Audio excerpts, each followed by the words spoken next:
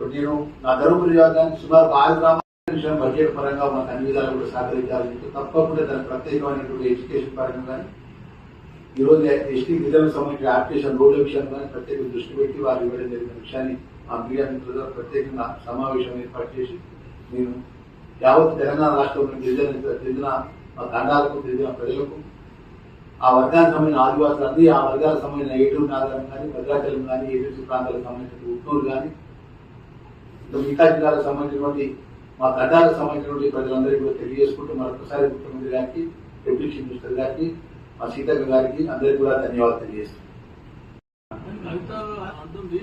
కేసీఆర్ పాపం ఆయనకి డబ్బులకు ఆవనే ఉండదు, తిండి కూడా చేసే ఉండదు, తెలంగాణ గురించి ఆలోచన ఇక అదన్నా ఏదైనా కూడా ఆ చెల్లెమ్మ విద్యుత్ మొదలు పెడుతున్నా 50 తెలంగాణ ప్రజలకు తెలుసు, అన్ని వర్గాల ప్రజలకు మీడియా మిత్రులకు తెలుసు. ముఖ్యమంత్రి గారి మాజీ ముఖ్యమంత్రి కేసీఆర్ ఏ యావ ఉంటుంది, ఏ ఆలోచన ఉంటుంది, మాజీ మంత్రి హరీష్ రావు ఏ ఆలోచన ఉంటుంది, మాజీ మంత్రి కేటీఆర్ ఏ ఆలోచన ఉంటుంది, అన్ని మీ ప్రజలందరికీ తెలుసన్నా. బట్ నేను ఆ శాఖ మంత్రిగా మా విద్యాలకు సంబంధించిన గొప్ప ఒక అవకాశాన్ని ముఖ్యమంత్రి గారు ఇచ్చినారు, ఫైనాన్స్ మినిస్టర్ గారు ఇచ్చినారు. ఆ సందర్భంగా ప్రెస్ మాట్లాడాను. అందరికీ ధన్యవాదాలు.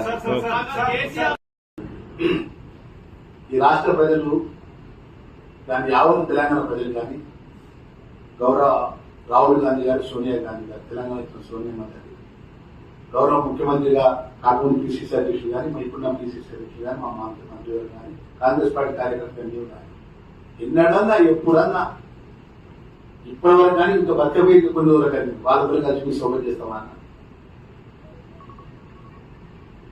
ఎట్లా మాట్లాడితే యథార్థమైన మాటలు మాట్లాడాలి. నీ కుటుంబ తగాదని నీ కుటుంబ తగాదని నీ కుటుంబం తీసుకుంటే ఆధిపత్య పూర్ ఉన్నది, ఆర్థిక లావాదేవీల పూర్లు ఎన్నో పూర్లు అండి. మధ్య మేమేం మాట్లాడలేదు కదా. మాకు హరీష్ రావుకి ఎంత సంబంధం ఉంటుందండి? Commission report